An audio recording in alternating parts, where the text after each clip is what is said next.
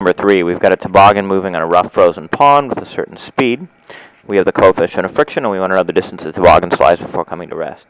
So, we're going to come to rest. So let's get the acceleration. That's v equals at plus v naught. And let's see where we go with this. I'm saying that that's what it is. So we get 0 equals a times t plus 1.9. And I deliberately chose a formula that doesn't work to let you know that if this happens to you on the exam, you're not wrong. You just have a formula you can't use. So let's try a different formula. Let's see. So, and we don't even have the acceleration. So we've got a lot we've got to solve. So first, let's begin by getting the acceleration of the toboggan. So we're going to have the normal, we're going to have the weight, and we're going to have the friction force slowing the toboggan down. So normal equals weight because they balance.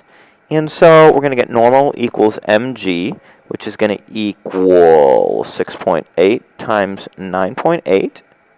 And when we actually get the friction force, friction is going to be mu times n, which is going to be 0.13 times 6.8 times 9.8. And that's going to end up equaling about 8.67 newtons for the friction. And now let's go ahead and get the acceleration.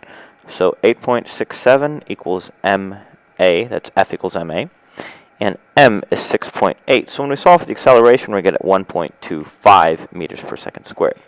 Now we don't have time, and we want to get the sliding distance. So the formula I suggest we use is v squared equals v naught squared plus 2a x minus x naught. Whenever you don't have x naught given, assume it's 0. V final is stopped. Anyway, when we solve for x by plugging in the numbers, which you need to do, we're going to end up getting about 1.4 meters, if my math is correct.